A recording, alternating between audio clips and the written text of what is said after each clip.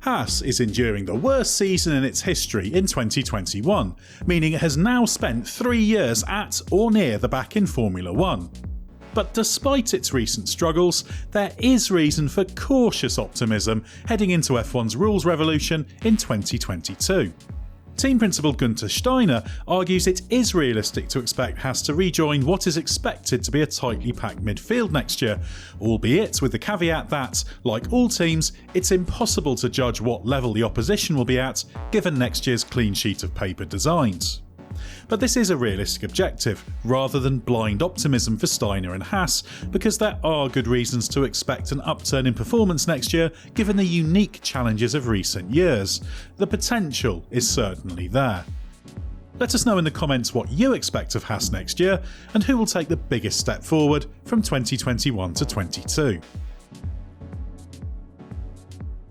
Haas has struggled recently, scoring a paltry 3 points in its last 38 races. That slump can be traced back to its 2019 problems, when it had a car with a strong front end, but a fundamental aerodynamic weakness that led to the rear aero stalling in low and medium speed corners. That not only made it difficult to drive, but also accelerated tyre degradation. This means that even on the few occasions it did qualify well, Haas quickly dropped back in races. It took time for Haas to diagnose the problem, but having solved it with the 2020 car, the COVID-19 pandemic hit and effectively made both last season and 2021 a write-off. The resulting financial uncertainty led to upgrades that had been designed never being manufactured and ongoing development work being abandoned last year. With team owner Gene Haas at least signing up to the new Concord agreement to commit the team to F1 for 2021 and beyond, the pragmatic decision was made to invest as little as possible in this year's car in order to focus on the crucial 2022 machine. Effectively, Haas wrote off the campaign. Steiner prefers the term transitional season, trading the chance of a slender gain this year for the potential of a vastly bigger one next year. Before things started to go wrong in 2019, Haas became the first F1 team to score points on its debut since Toyota in 2002, and was the most impressive newcomer since Sauber way back in 1993. 2 years later, it finished 5th in the championship and had the 4th fastest car on average, peaking with Romain Grosjean and Kevin Magnussen finishing 4th and 5th in the 2018 Austrian Grand Prix. That past form at least confirms Haas is far from a bunch of no-hopers, with some very accomplished and experienced people involved. The performances during its first 3 seasons in F1, which redefined what a new F1 team could realistically aspire to achieve in the 21st century, is proof of that. The question is whether, having gone through this difficult phase and effectively abandoned 2021, it really can produce a stronger car for 2022. This video is sponsored by Atlas VPN. Atlas VPN allows you to encrypt your data and hide your virtual location. It currently has more than 5 million users around the world and is available for use on all devices. A VPN is a virtual private network, so it gives you a new IP and DNS address and encrypts all your traffic, which is great for security and allows you access to content from your desired location. And it also has a new feature that gives you even more security, a tracker blocker. There's many benefits to a VPN beyond the security it offers. Some use it to watch sports coverage from other countries that may not be available in your location. But of course, you didn't hear about that particular trick from us. So if it sounds like a VPN for you, and if you're someone who uses the internet regularly, it definitely is, Atlas VPN has a very special, limited time only offer for you. For just $1.39 per month, you can sign up for 3 years of Atlas VPN, and that comes with a 30-day money-back guarantee. For further details, click the link in the description below so you can take advantage of the security and flexibility of Atlas VPN. Haas's technical partnership with Ferrari continues in 2022, meaning it has a supply not only of power unit and gearbox, but much of the rest of the car. Its deal covers items outside of what are called listed team components in 2022, the parts a team must design, manufacture, and own the intellectual property of. These Ferrari parts will be the latest specification and mean that Haas can focus its resources on key performance areas such as the aerodynamics.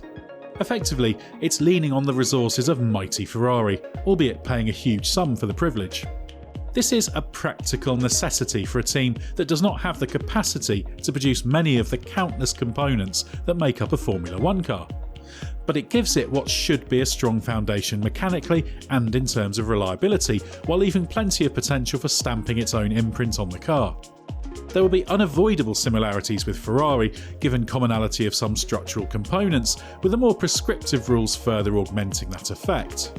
So the overall car concept is likely to be much the same, but there cannot be aerodynamic collaboration, so Haas is on its own with that, even though it shares Ferrari's wind tunnel. The one question mark hangs over the Ferrari power unit package.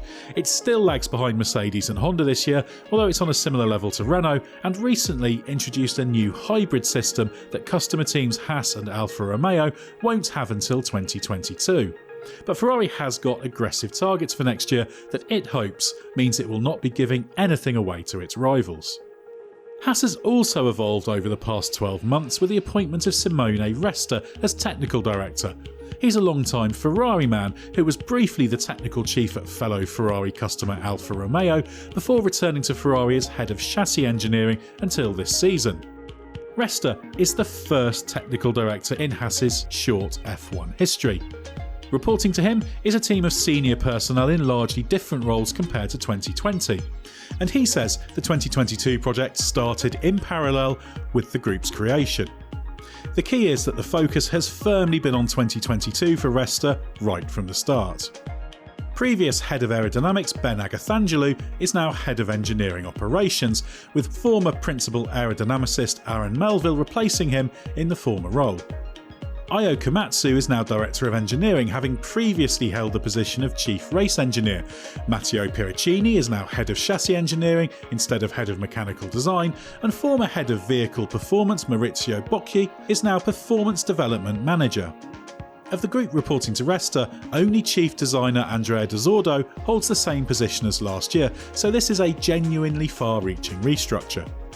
The collaboration with Dallara was key to Haas joining the grid in 2016, and it still provides support on design, aerodynamic work and wind tunnel engineering.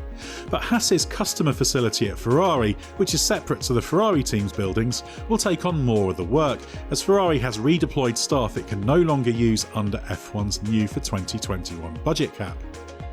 This is why some engineers joined Haas with Resta, who will be based at the Maranello facility, while the rest of the technical group is split between there, Haas's UK base in Banbury and Dallara. These changes should make Haas more robust technically, provided the new structure has gelled well under Resta.